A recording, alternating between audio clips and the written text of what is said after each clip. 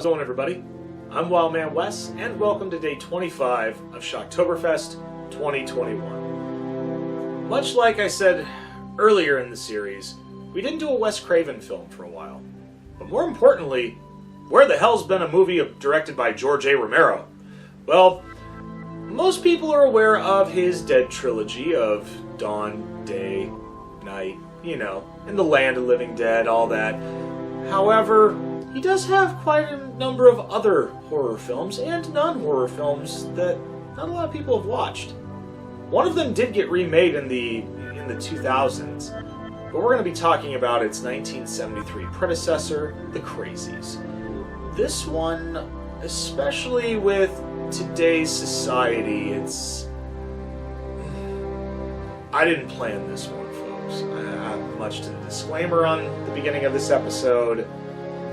Yeah, while watching this and reliving it with current events in the world, it did hit a little close to home. This movie is about a young couple named David and Judy who are expecting a child. While they are residing in Evans City, Pennsylvania, an outbreak happens. The reason why this outbreak happened, we find out, is that a plane carrying a vaccine was flying through town, and unfortunately it crashed, and the explosion mixed with the exposed vaccine caused a cloud of infection that started taking out most of the town. Not killing them, but making them act differently than normal, to the point where they're killing people. The movie starts off with a man going crazy and setting his house on fire and, unfortunately, killing his family. His wife, his 2 kids. It's sad.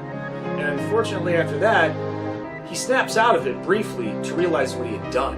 And then he goes back to it when he gets taken to a gymnasium where everybody is being pretty much rounded up. The government comes in, the military comes in hazmat suits. They round everybody up that hasn't been vaccinated.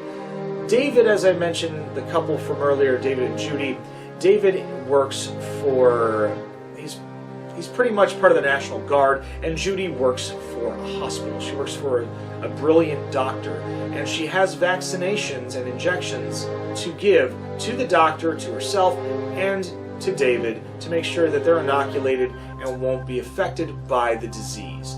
While they are trying to find each other, the town is in shambles. It is a war between men in hazmat suits and civilians, and a lot of them aren't knowing what's going on. While they're getting rounded up, they're getting shot at, they're getting beaten down, and it's pandemonium.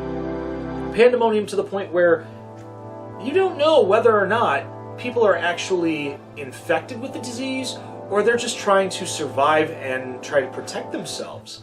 So yeah, definitely an interesting concept. While this is going on, David and Judy are traveling around through the town. They meet other people that are infected and eventually try to save them, but much to their chagrin, they are unfortunate in that situation and fail. And near the end, David notices that his best friend and his wife, Judy, are infected. And while he's trying to save Judy, she gets shot and killed, losing the baby as well. There's a lot that I left out in this movie because, there is a lot that I left out, but that's pretty much the bullet points of what happens. The main focal point of this movie is town versus hazmats. It's basically the healthy versus the sick. And quite frankly, like I said, this was hit close to home this year, and especially with last year as well. And I picked this movie and not remembering what it was about, and then I started watching it. I almost paused it saying, do I really want to do this? Do I really want to bring this up? But you know what? I honestly think it's important to bring it up. Because George A. Romero was known for doing a lot of social commentary in his films, especially with the original Dead trilogy. I mean, the Night of the Living Dead, obviously, I mean, this is on record too, by the way. Night of the Living Dead is very much a social commentary on the Vietnam War. Dawn of the Dead is pretty much the impulse buying of the late 70s of the shopping mall craze, or the beginning of shopping malls, and then Day of the Dead is a social commentary on Reaganomics, credit cards, the downfall of the American economy, roughly between 1980 and 1985. So this movie, in between with the Crazies in 1973, definitely there has been technically an outbreak or a pandemic almost every 10 years. Almost every 10 to 15 years in world culture there has been a pandemic of some sorts, whether it's West Nile virus, hantavirus, bird flu, swine flu, you name it, something's happened. And there's always this outcry of who's been infected and who's still healthy. And even in current present day, the same thing applies. So technically George A. Romero was ahead of his time making a movie like this. And I'm not saying it's a good thing, but it's not a bad thing either, because sometimes we do need social commentary in films to kind of not wake us up, but educate us. So I'm going to talk about some things that I like and that I don't like about the film. I mean, obviously I talk about what I guess you could say in retrospect, and much like watching this other movies in retrospect, I'm just kind of like, oof, I didn't think about that, and worried about it, but we decided to rip the band-aid off with this one. One thing that's noticeable for me now, looking back, there are two actors in this film that eventually would go on to be in other Romero films. We have Richard Frantz, who plays Dr. Watts, a brilliant physician that is helping out with hopefully getting people vaccinated in the town. Goes on to play one of the interviewers in the 1979 Dawn of the Dead, where he yells, "They must be destroyed on sight." Interesting tidbit of information, he is actually one of the founders of the Orson Welles Theater Company, where basically, and even his delivery of, just his verbal delivery in this film as well as every other film, he definitely sounds like Orson Welles. I think a lot of it is he's an Orson Welles impersonator, for all I know. Another character in this film was played by Richard Liberty, who would later on play the good doctor in Day of the Dead.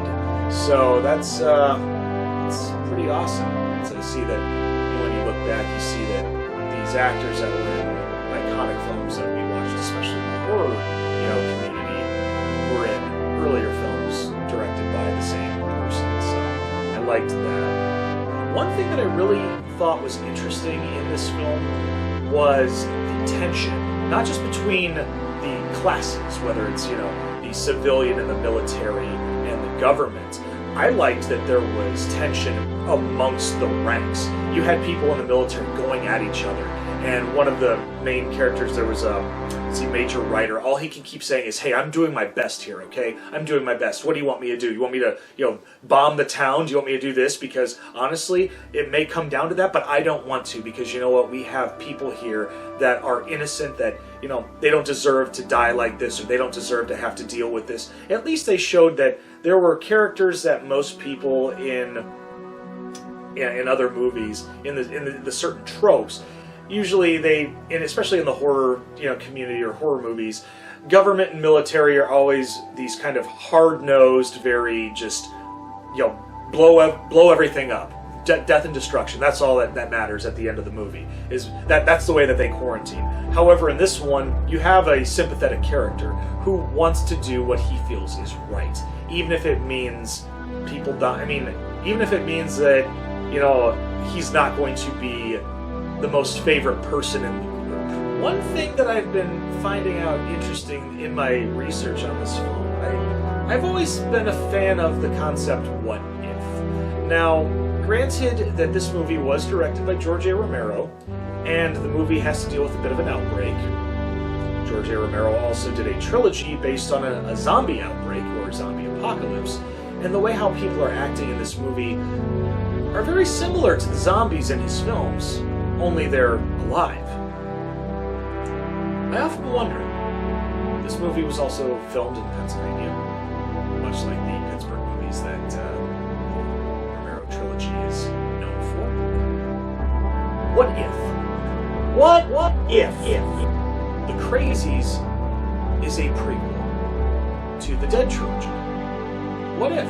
What if some of these people are losing their minds, and eventually, when their brain dies and their body keeps going, they're killing people, but they're not. Their brain is dead to the point where they have no means or method of killing somebody with a weapon. All they can do is bite them, and that infects them. That's a good theory. The only plot hole is in 1985's Day of the Dead, Bub, the zombie that everybody knows and loves, is re-educated to learn how to shoot a gun. So that might be a stretch, but it's something to think about. So hopefully, maybe this concept could be, put into good theory. I mean, unfortunately, George A. Romero has passed on, so this theory may not be able to be validated or debunked. So only the fans can ever really think about it themselves.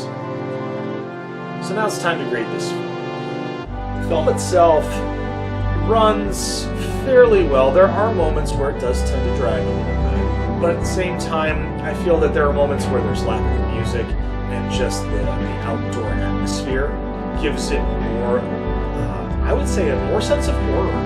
Because if you're not hearing music, if you're hearing the movie going on, the only other sound you could probably hear, or the only thing you could feel, is your heart beating, to the point where the suspense is killing you. So I will go ahead and I'm going to give this movie a B+. This movie is rather well thought out. It has a very good concept. And, you know what? The whole what ifs possibility, that bumped the grade up just a little bit higher for me. So, much to what was discussed at the beginning of this episode, regardless of what it was, we hope you, I can't really say liked this episode or enjoyed it. I hope that you took something from this episode. And at this point, when it comes to leaving a thumbs up or thumbs down, I'm not going to ask you to do either one. I just hope you took something from this. And you know what? If you feel like subscribing after this, go ahead. If not, I totally understand. This is one of those real episodes where I'm actually kind of taking a step back from a lot of the humor and the jokes that I normally make and be real for once, because it's important. Other than that, we hope you stay tuned for day 26 of SHOCKTOBERFEST 2021, because we're gonna go back into movies that are